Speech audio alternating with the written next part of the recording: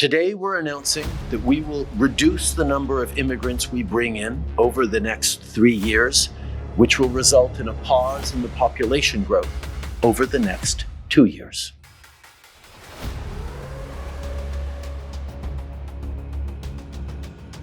What will Ottawa's plan to reduce its immigration department by 20% over the next 3 years?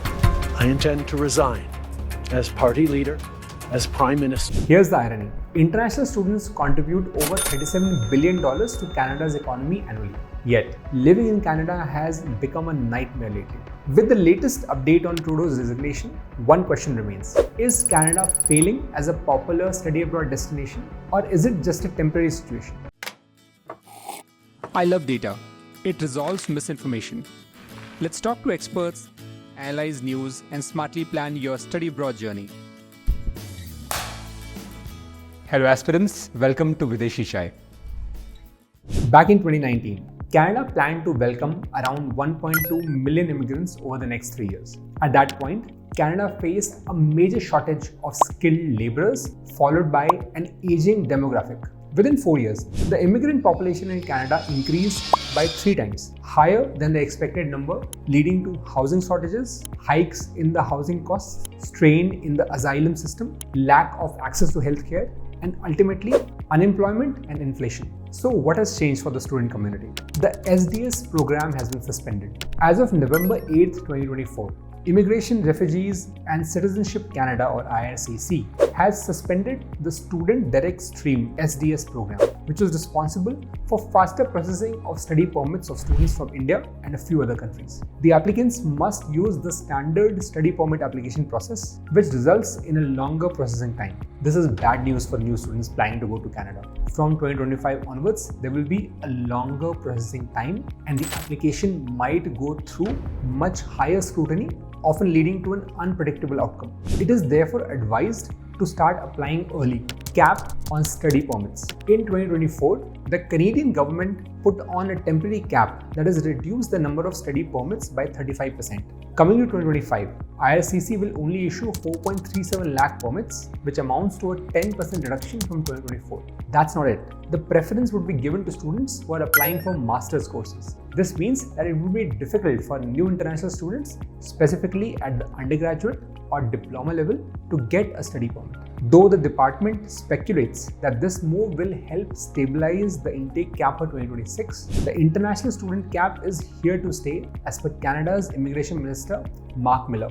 Hence, the only way to land your dream university in Canada is to make sure that your application is fault-proof. If you are interested in knowing more, feel free to have a look at one of our previous videos where Sheenu Kathuria, an ex-immigration officer, shares some practical tips for visa approvals. Increased financial requirement. In October 2024, IRCC spokesperson Remy Lariviere acknowledged that international students are at higher risk of being exploited due to their financial vulnerability.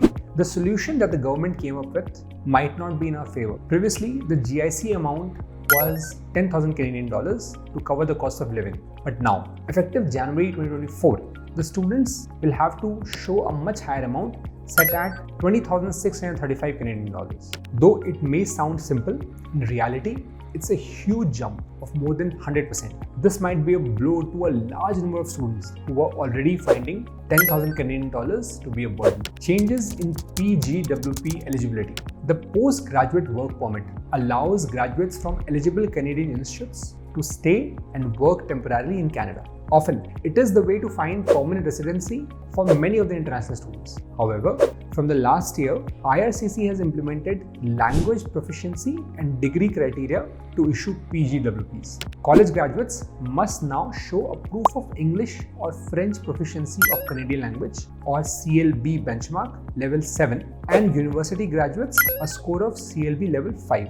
As far as the degree criteria are concerned, graduates enrolled in private colleges will only be eligible for a PGWP if they graduate in specific fields aligned with Canada's labour market, such as agriculture, healthcare, STEM, trades, and transport. Apart from this, students who are studying in private colleges that make use of curriculum of an associate public college will also be denied access to a PGWP. However, as far as the new rules are concerned, students graduating from fields that are in alignment with Canada's labour market are at an advantage. Reduction in spousal open work permit. Previously, spouses of international students enrolled in full-time programs at designated learning institutions or DLIs are eligible for an open work permit irrespective of the program or duration. However, over the next 3 years, IRCC plans to put a restriction resulting in 50,000 fewer SOWPs. SOWPs are now limited to spouses of international students enrolled in specific programs such as PhD, master's programs with a duration of at least 16 months, and professional degree programs such as medicine, nursing, law, and engineering. Hence, if you have plans of bringing your partner over, Canada might not be favorable with the current hostile environment, xenophobia, and exploitation. As of 2024, there are a total of 2.5 million temporary residents in Canada, which includes a fair share of international students. The lack of housing, access to healthcare, and unemployment, which was probably an after effect of poor governance and planning, has now fallen on the migrant population. As a result, there have also been reports of racist incidents, especially against international students. Between 2020 and 2023, the Waterloo region recorded around 387 race-based hate crimes, specifically targeting South Asian students. Canada has been a dream destination for many of the international students, but the recent changes and challenges have raised important questions. While the country offers quality education and exposure, the current political situation and policy changes seem unfavorable in terms of safety. However, things are not all gloomy. For those who are willing to adapt and meet the evolving criteria, Canada remains a land of possibilities. This demands better planning and preparation throughout. So is Canada failing as a study abroad destination? I guess we'll have to wait and see. So what do you think about these changes? Do you still think that Canada is worth it? Share your opinions in the comments below. If you found our analysis useful, don't forget to like, subscribe, and share it with your friends, especially those who are planning to go to Canada.